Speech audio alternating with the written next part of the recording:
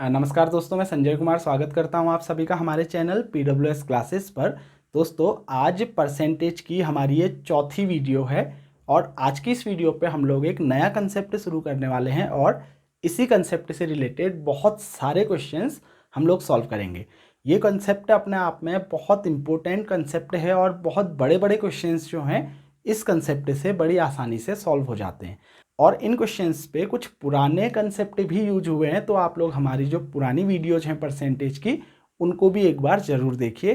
तो शुरुआत करते हैं हमारे कंसेप्ट से। आज जो कंसेप्ट हम लोग पढ़ने वाले हैं ये रिलेटेड है परसेंटेज टू फ्रैक्शन से। मतलब आपको यहाँ पर परसेंटेज को फ्रैक्शन यानी कि भिन्न में बदलना आना चाहिए और ये बड़ा आसान है। जैसे दोस्तों, अगर मैं बात करूँ 10% की, तो 10% मतलब क्या हुआ आपका 10/100। और अगर आप इसे सॉल्व करेंगे तो ये कितना आ जाएगा आपका 1/10। आपने ये परसेंटेज को किस में बदल दिया? फ्रैक्शन में। ऐसे ही अगर मैं बात करूं आपसे 20% की, तो 20% को आप सीधे क्या लिख सकते हैं? 1/5। ये आया कैसे होगा? 20% मतलब क्या हुआ? 20/100। और इसे जब आप लोगों ने 20 से कैंसिल किया होगा तो ये 20 से एक बार कटेगा और ये 5 बार कटेगा। तो 20% को हम फ्रैक्शन में लिखेंगे तो वो कितना आ जाएगा? 1/5। इसी तरीके से अगर हम लोग बात करें 25% की, तो 25% मतलब कितना हुआ? 1/4। दोस्तों, आप जितनी जल्दी इस परसेंटेज को फ्रैक्शन में कन्वर्ट कर पाएंगे उतने कम टाइम पे आप लोग क्वेश्चन सॉल्व कर पाएंगे। इसकी आप लोग ज़्यादा से ज़्यादा प्रैक्टिस कीजिएगा।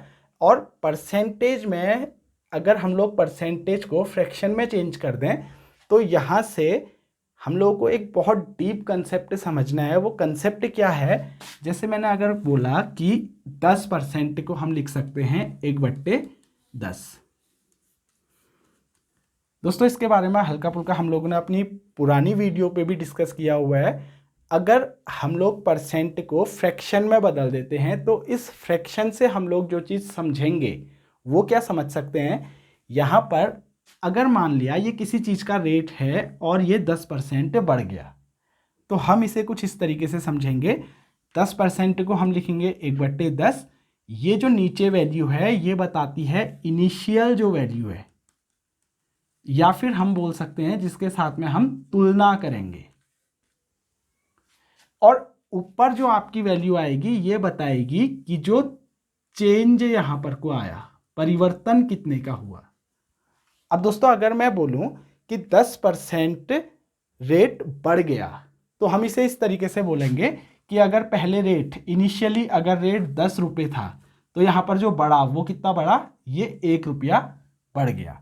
तो 10 रुपये था, 1 रुपया बढ़ गया, तो जो नया रेट होगा वो कितना हो जाएगा? 11 रुपये। या फिर इसी तरीके से अगर हम कोई दूसरी फ्रैक्शन ले लें, माना किसी चीज़ में 20% की कमी आई, तो हम 20% को क्या लिख सकते हैं? 1/5। तो यहाँ पर हम ये बोलेंगे कि वो चीज़ अगर शुरुआत में 5 के बराबर थी तो कमी कितनी आई? 20%। और कमी को कौन रिप्रेजेंट करेगा? ये ऊपर वाली डिजिट। यहाँ पर को 1 की कमी आई। अब दोस्तों, आप बड़ी आसानी से बता सकते हैं कोई चीज़ 5 के बराबर थी, 1 की कमी आई, तो अब वो चीज़ कितनी रह गई होगी? 4 के बराबर। तो इस कंसेप्ट की हेल्प से हम लोग परसेंटेज के वो सारे के सारे क्वेश्चन सॉल्व कर लेंगे जहां पर हमें कोई भी चीज़ कितनी बढ़ी या फिर कितनी घटी, कितनी ज़्यादा हुई, कितनी कम हुई, ये दिया हुआ होगा। दोस्तों, क्वेश्चंस पे आने से पहले मैं आप लोगों को एक और पॉइंट यहाँ पर क्लियर करवाऊंगा।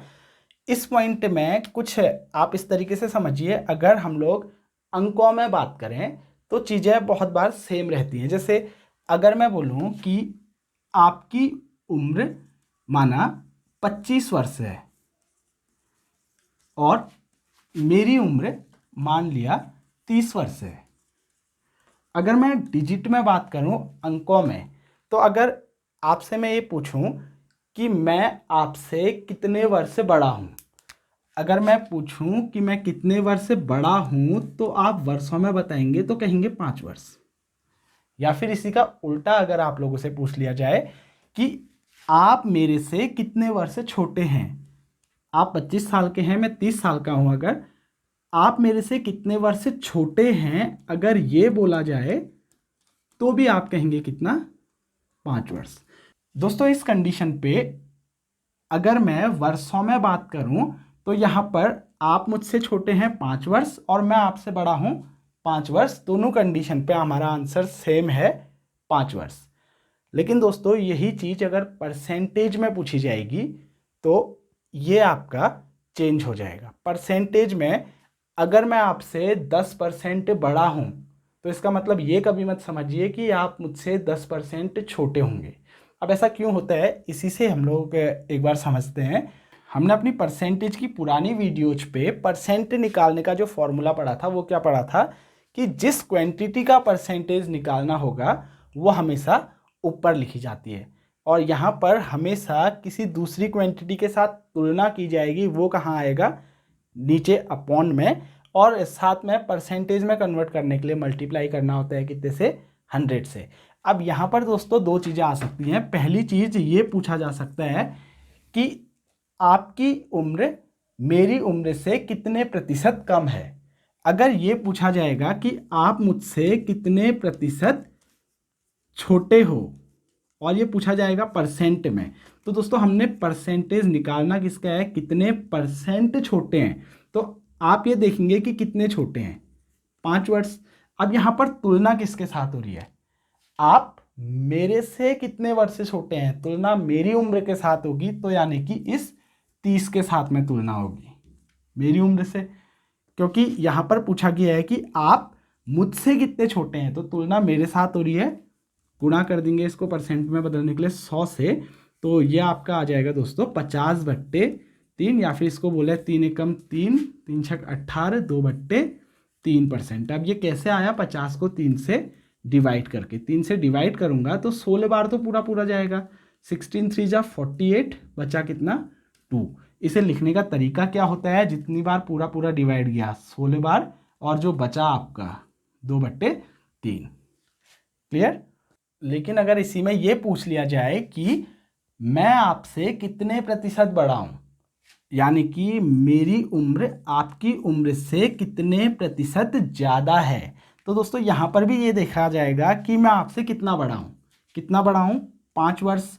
और अभी तुलना किसकी उम्र के साथ हो रही है, मैं आपसे कितना बड़ा हूँ, यानी कि तुलना जो हो रही है वो आपके साथ हो रही है, और आपकी उम्र कितनी है, 25 वर्ष से मल्टीप्लाई कर देंगे परसेंटेज में निकालने के लिए 100 से, तो ये 5 5 जा 25, और ये कितने बार कटेगा, 20 बार। तो मैं आपसे 20% बड़ा हूं। अब दोस्तों यहाँ पर अगर गौर से देखिए तो हुआ क्या, जब हम वर्षों में बात कर रहे थे तो आप मुझसे कितने छोटे हैं, 5 वर्ष, और मैं आपसे कितना बड़ा हूं, 5 वर्ष। दोनों कंडीशन में समान आंसर था। लेकिन जब हमने प्रतिशत में बात करी तो हुआ क्या, आप मुझसे कितने प्रतिशत छोटे हैं, 16 से ही 2/3%। लेकिन अगर इसका उल्टा पूछा जाए, मैं आपसे कितने प्रतिशत बड़ा हूं, तो ये कितना आएगा, 20%। अब ऐसा हुआ क्यों दोस्तों, इसके वजह से जिसके साथ में हम लोग तुलना कर रहे हैं, तो तुलना अलग अलग होने के वजह से जो परसेंट में वैल्यू आई वो हमारी अलग अलग आई। इस चीज़ को आप लोग ध्यान रखिएगा। एक और एग्जांपल से इसे हम लोग समझने की कोशिश करते हैं। मेरी आमदनी माना 1000 रुपये है, ये किसकी है, ये मेरी सैलरी है, मैं 1000 रुपये पर मंथ कमाता हूँ, और आपकी आमदनी मान लिया 1100 रुपये है।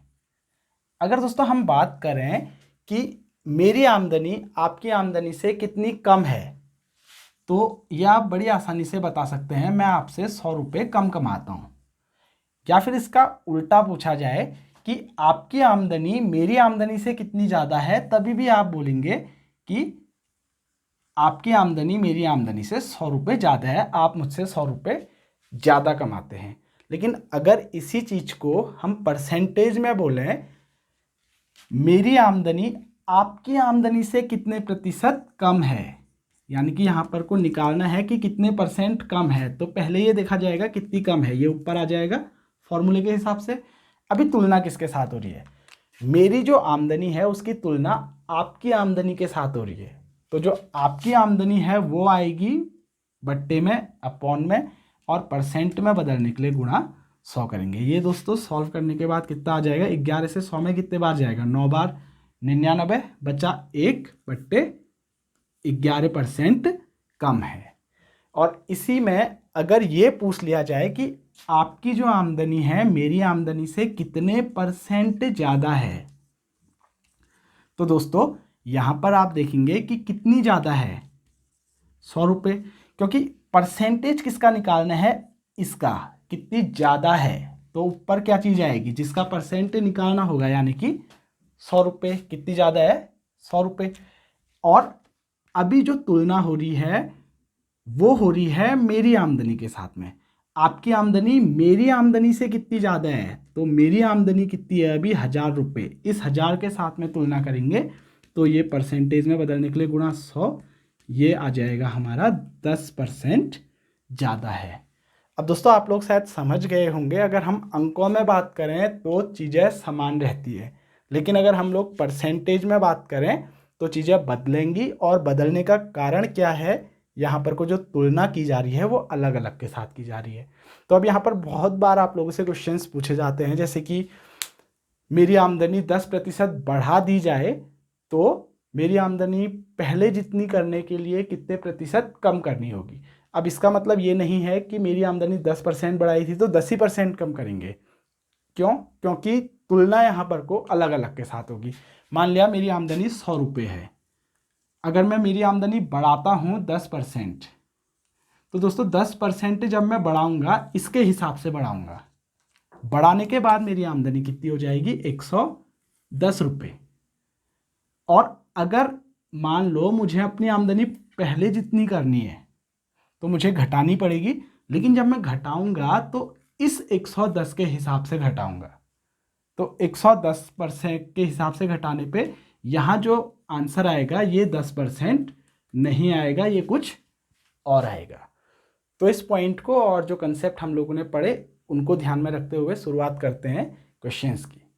तो दोस्तों जैसा कि इस क्वेश्चन में आप लोगों को दिया गया है, यदि ए की आमदनी बी की आमदनी से 20% कम है तो बी की आमदनी ए की आमदनी से कितने प्रतिशत अधिक होगी। यहाँ पर आपने ए बी या फिर ये कुछ नाम देता है, आप लोगों को बहुत ज़्यादा डिटेल में जाने की ज़रूरत नहीं है। आप लोग सिंपल सा ये देखिए कि कितने % कम है, यानी कि 20%, और इसे हम लिख सकते हैं 1/5। तो आप इसे इस तरीके से समझिए, अगर एक की आमदनी 5 है तो दूसरे की कितनी, 20% कम है, तो 5 का 20% आएगा 1। एक की आमदनी 5 है तो दूसरे वाले की आमदनी 1 कम होगी, यानी कि कितनी होगी, 4। अब दोस्तों ए की आमदनी बी की आमदनी से 20% कम है दिया गया है, तो इसका मतलब ए की आमदनी ये होगी, बी की आमदनी ये होगी। अब आपको बताना है कि बी की आमदनी ए की आमदनी से कितने % ज़्यादा है, यानी कि इसकी जो सैलरी है वो इससे कितने ज़्यादा है। हमने ये मान लिया कि बी की सैलरी 5 रुपये है, तो यहाँ से निकल के आया ए की सैलरी कितनी होगी, 1 रुपये कम थी, 4 रुपये। तो दोस्तों बी की सैलरी ए की सैलरी से कितने रुपये ज़्यादा है, 1 रुपये ज़्यादा है। तो आप इसे परसेंट में अगर निकालेंगे तो यहाँ पर को कितने % ज़्यादा है ये निकालना है। तो देखा जाए तो जिस क्वांटिटी का % निकालना है वो है कितनी ज़्यादा है, यानी कि 1 ज़्यादा है। और तुलना किसके साथ हो रही है, बी की आमदनी ए की आमदनी से, यानी कि अभी ए की आमदनी के साथ तुलना हो रही है, तो इसकी आमदनी कितनी है, 4 रुपये। गुणा कर देंगे 100 से तो ये कट के आ जाएगा 25। कितने % ज़्यादा होगी, 25% ज़्यादा होगी। दोस्तों जैसे कि अगले क्वेश्चन में दिया हुआ है, राम श्याम से 10% बड़ा है तो श्याम राम से कितने % छोटा होगा। बस आपने यहाँ पर ये देखना है कि आपको दिया क्या गया है, आपको दिया गया है कितने % बड़ा है, 10% बड़ा है। 10% को आप लोग लिख सकते हैं 1/10। अब आप इसे इस तरीके से समझिए, इनिशियल वैल्यू अगर ये 10 है तो आपको बड़ा दिया गया है, ये कि दूसरा वाला कितना बड़ा होगा, 1 साल बड़ा होगा। अगर हम ये मान लें कि ये 10 साल का है तो जो बड़ा है वो कितना बड़ा होगा, 1 वर्ष से बड़ा होगा, तो ये 11 साल का होगा। अब आपने ये बताना है कि ये इससे कितने % छोटा है। तो दोस्तों कितने % छोटा है, इसका परसेंट निकालने के लिए पहले आपने देखना पड़ेगा कितना छोटा है। ये 10 साल का है, ये 11 साल का है, तो कितना छोटा है, 1 साल छोटा है। तुलना किससे करनी है, इसके साथ में। आपने निकालना है कि जो ये वाला है 10 साल वाला, ये 11 साल वाले से कितना छोटा है। तो तुलना होगी 11 वाले के साथ में, गुणा कर देंगे 100 से। तो दोस्तों ये आ जाएगा आपका 100/11। और जब आप डिवाइड करेंगे तो 11 से 9 बार तो पूरा पूरा भाग जाएगा, 99। बचेगा कितना, 1, और बट्टे में यही आ जाएगा 11। यानी कि श्याम राम से कितने परसेंट छोटा होगा, 9 सही 1/11%। दोस्तों अगले क्वेश्चन में हमें दिया गया है, यदि किसी व्यक्ति की आय 10% घटा दी जाए तो उसकी आय पहले जितनी करने के लिए उसे कितने परसेंट बढ़ाना होगा। दोस्तों यहाँ पर हमें क्या दिया गया है, किसी की आय में कमी कर दी गई, घटा दी गई, कितनी, 10%। 10% का मतलब क्या हुआ, 1/10। तो हम इसे ऐसे समझ सकते हैं, अगर उसकी आय 10 रुपये थी तो कितनी घटाई गई, 1 रुपये घटा दी। अब दोस्तों 10 रुपये उसकी इनकम थी, 1 रुपया घटा दिया तो अब बची कितनी, 9 रुपये। अब हमसे ये पूछा गया है उसकी आय पहले जितनी करने के लिए, यानी कि 9 से 10 करने के लिए कितने परसेंट बढ़ानी होगी। अब दोस्तों हमें अंकों में देखा जाए तो जो बढ़ानी है इसकी आय, वो कितनी बढ़ानी है, 1 रुपये। अब ये बढ़ानी कितने से है, देखो जब कम करी तो हमने 10 से 9 करी, तुलना किसके साथ की थी, 10 के साथ में। लेकिन अभी बढ़ा रहे हैं, अब बढ़ा कितने से रहे हैं, 9 से बढ़ा करके 10 करनी है। तो जो तुलना होगी वो किसके साथ में होगी, 9 के साथ में। परसेंटेज में निकालने के लिए आप गुणा कर दीजिए 100 से। अब देखिए 100 को जब हम लोग 9 से भाग करेंगे, ये कितना बनेगा आपका, 100/9। पूरा पूरा अगर मैं आपको डिवाइड करके दिखाऊं तो 100 को 9 से डिवाइड करने में 9 वन जा 9, 1 बचेगा, 0 उतरा, फिर 9 वन जा 9, लास्ट में फिर और 1 बचा, तो 11 बार तो पूरा भाग गया, यानी कि 99। फिर से कितना बच गया लास्ट में, 1 बच गया, 1/9% बढ़ानी पड़ेगी। तो जब मैंने आप लोगों को कंसेप्ट बताए थे तब मैंने ये बात बताई थी कि परसेंटेज में बढ़ाना घटाना हमेशा बराबर नहीं होगा। अगर हम रुपयों में बात करते कि 10 रुपये से घटा के 9 रुपये करी तो 1 रुपया कम हुआ, फिर 9 से 10 करने के लिए 1 रुपया बढ़ाना पड़ता। लेकिन परसेंटेज में देखा हमने तो 10% कम करी तो पहले जितनी करने के लिए बढ़ानी जब हमने पड़ी तो वो कितनी बढ़ानी पड़ी, 11 सही 1/9%। आते हैं अपने अगले क्वेश्चन पे। दोस्तों यहाँ पर हमें दिया गया है, यदि किसी आयत की लंबाई 10% बढ़ा दी जाए तो उसकी चौड़ाई कितने प्रतिशत कम करनी होगी ताकि उसका क्षेत्रफल समान रहे।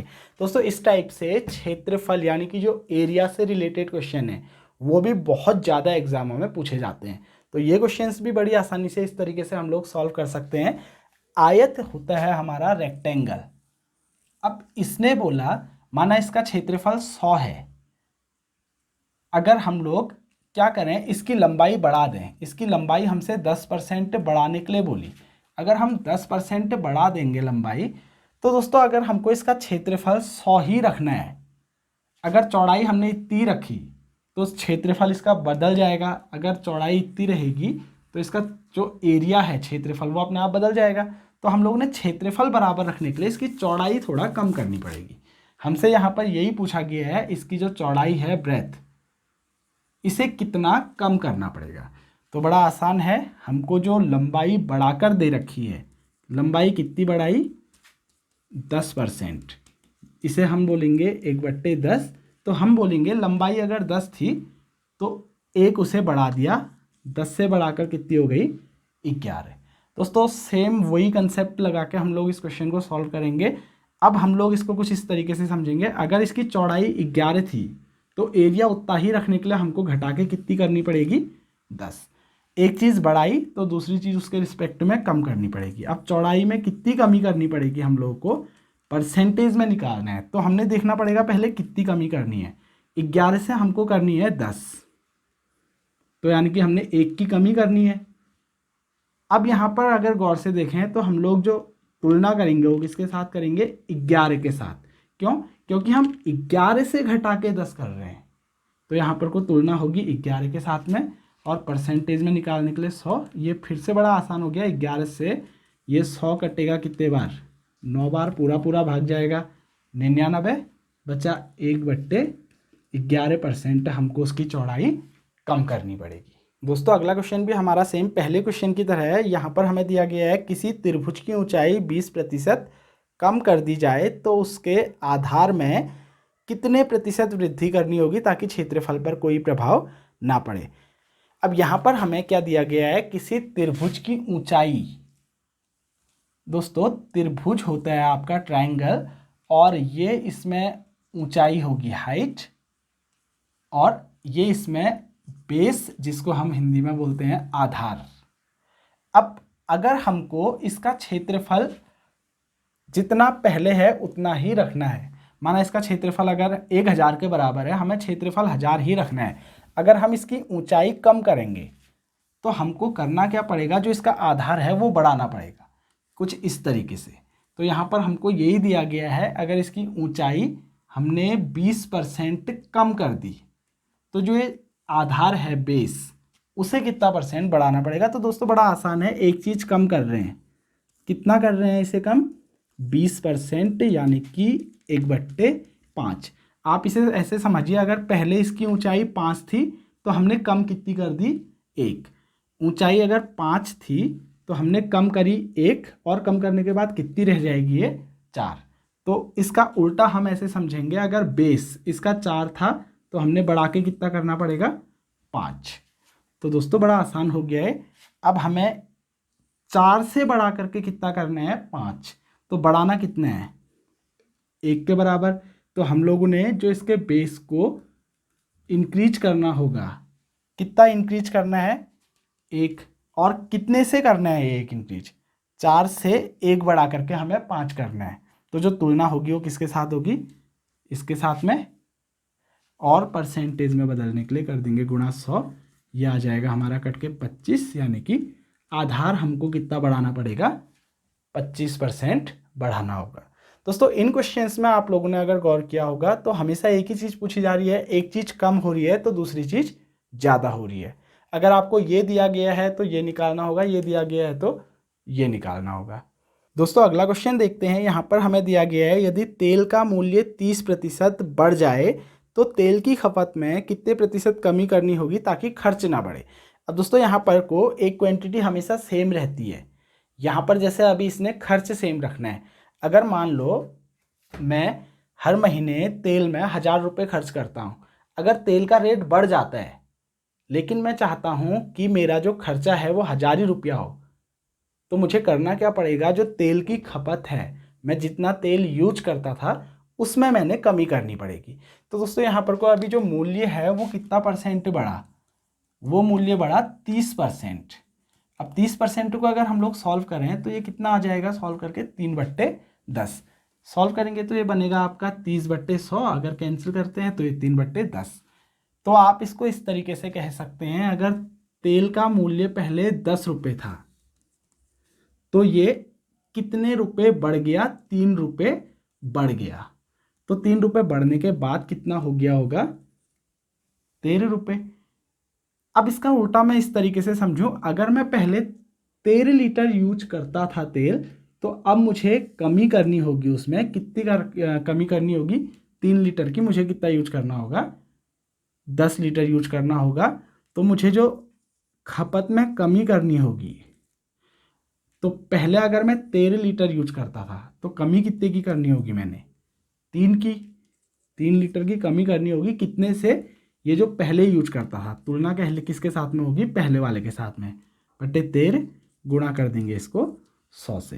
तो दोस्तों ये आ जाएगा हमारा 300/13। आप इसे अगर डिवाइड करेंगे तो पूरा डिवाइड करके देख लीजिए, और ये कितना आ जाएगा, 13 दूनी 26, 4 बचेगा, ये 0 उतरा, 40 बनेगा, 13 3 जा 39, फिर 1 बचेगा आपका, और बट्टे में कितना आ जाएगा, 13। आप इसको पूरा भी डिवाइड करके देख सकते हैं। 300 को अगर आप 13 से भाग करेंगे तो 13 2 जा 26, 4 बचा, ये 0 उतरा, 13 3 जा 39, फिर 1 बचा। तो इसे लिखेंगे कैसे, 23 बार तो पूरा भाग गया, तो 23 सही जो बच गया आपका 1/13% की मेरे को इसकी खपत में कमी करनी पड़ेगी। दोस्तों अगले क्वेश्चन पे हम लोग को दिया गया है, यदि सेब का मूल्य 30 रुपये प्रति किलोग्राम से बढ़कर 40 रुपये प्रति किलोग्राम हो जाए तो मुझे सेब की खपत में कितने प्रतिशत कमी करनी होगी जिससे कि सेब पर मेरा खर्च वही रहे।